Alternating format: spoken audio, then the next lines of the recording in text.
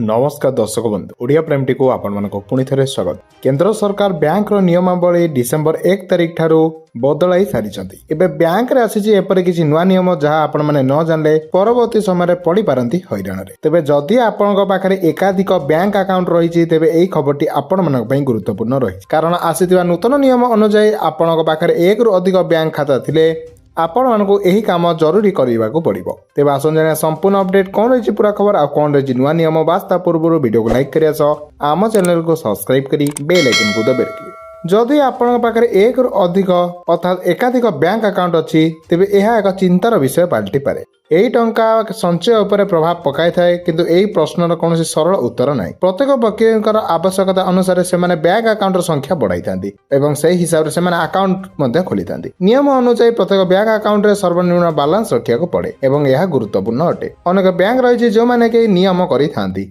Bank रे सर्वनिम्न balance न रखिले fine देवाको पड़िଥାଏ। धराଯାଉ जने व्यक्तिଙ୍କର विभिन्न बैंक रे 5टी अकाउंट अछि, से तांकर प्रत्येक अकाउंट रे सर्वनिम्न बैलेंस रखिथिले। फलस्वरूप अकाउंट कार्यक्षम हेबा सत्ते तांकर टंका अन्य स्थान रे अटकी रहिଥାଏ। तेबे एहा अर्थर लाभ से उपयुक्त समय रे उठाई पारंती नाही। आरबीआई रो निर्देशालय अनुसार जदि आपण माने अकाउंट को 2 वर्ष रो अधिक समय जाय व्यवहार करिवे नाही तेबे सेही अकाउंट गुडी को बैंक निष्क्रिय करि देई थाए। एहाको पुनर्बार चालू करिया हेले आपण मानको दरखास्त देबा सह बराबर बैंक रो चक्कर पड़े एवं अन्य कार्य करने पड़े। तेज जदि आपण माने एकाधिक बैंक अकाउंट रखुଛନ୍ତି तेबे यह प्रति सतर्क रुहंतु एवं प्रतिटी बैंक अकाउंट रे आपण मानकर टंका निरादन प्रक्रिया सजाग रखंतु। तेबे यह थिला आरबीआई रो नुआ नियम को नै आज रो लेटेस्ट अपडेट। तेबे एपर खबर पता जाने पे आम चैनल जोड़ी होई रहंतु। धन्यवाद।